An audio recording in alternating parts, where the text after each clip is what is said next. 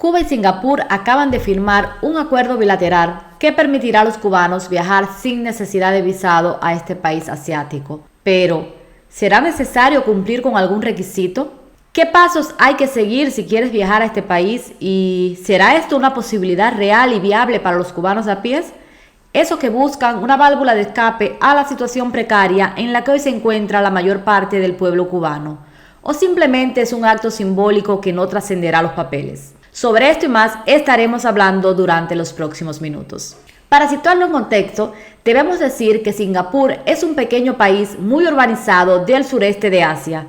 Se sitúa entre Malasia, con la que limita al norte, e Indonesia al sur.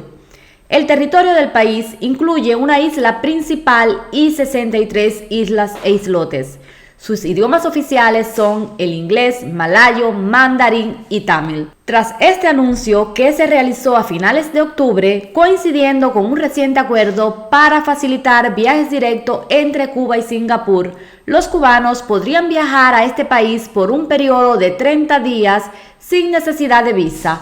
Pero, ¿es esta realmente una alternativa viable para los cubanos? En la práctica, ¿se concretarán estos viajes turísticos de cubanos a Singapur? Pues vamos a ser realistas. Ningún cubano de a pie, de los que vive dentro de la isla, puede viajar por turismo o por placer. A los cubanos los mueven dos razones para viajar fuera de Cuba: o bien comprar mercancía para la posterior reventa o emigrar de manera definitiva.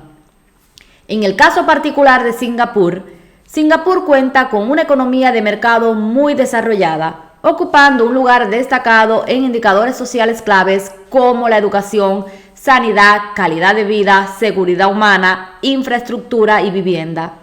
Además, escuchen este dato interesante: los singapurenses disfrutan de la esperanza de vida más larga, la velocidad de conexión a internet más rápida, la tasa de mortalidad infantil más baja y los niveles de corrupción más bajos del mundo. Hasta aquí, esto seguramente te está sonando al país ideal, ¿verdad? Sin embargo, aquí está la mala noticia. Singapur ha sido calificado como la ciudad más cara del mundo durante 3 años consecutivos. Esto, unido al alto costo de los billetes de avión, sitúa este destino como inalcanzable para la mayoría de los cubanos, al menos si el interés es el primer objetivo, el de comprar producto para la reventa.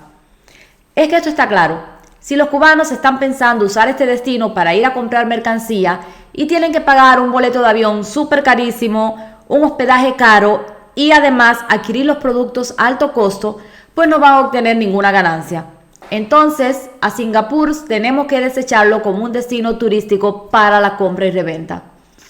En cuanto a usarlo como una vía para la emigración definitiva, que es otra de las alternativas que utilizan los cubanos, más en estos momentos que con la administración Trump tocando las puertas, pinta un poco enmarañado para emigrar hacia los Estados Unidos y los cubanos comienzan a poner sus ojos en otros países para huir de la situación que están viviendo. Pues tenemos que tener en cuenta que para residir o trabajar, Singapur tiene implementado estrictos requisitos migratorios, además de que no cuenta con un sistema para que las personas puedan pedir asilo político. Después de esta valoración, desde mi opinión personal, esta noticia, que quizás muchos han acogido con entusiasmo, no pasará de una jugarreta en el orden de la diplomacia y la política, pero que para nada favorecerá a los cubanos de a pie. Ahora, si aún así usted decide aventurarse y viajar a Singapur, tenga en cuenta que los billetes de avión rondan el precio de los 1.200 hasta 2.000 USD. Además, no ignore el hecho de que las leyes cívicas en Singapur son reconocidas por su extrema rigidez, las que han sido decisoras en la construcción de una sociedad altamente ordenada y disciplinada. Existen regulaciones detalladas que abarcan desde la limpieza de espacios públicos hasta el comportamiento en zonas compartidas. Las infracciones de estas pueden conllevar a severas multas e incluso a sanciones penales. Arrojar basura en la calle, comer o beber en el transporte público o no descargar el inodoro del baño son actos considerados ilegales y castigados con sanciones.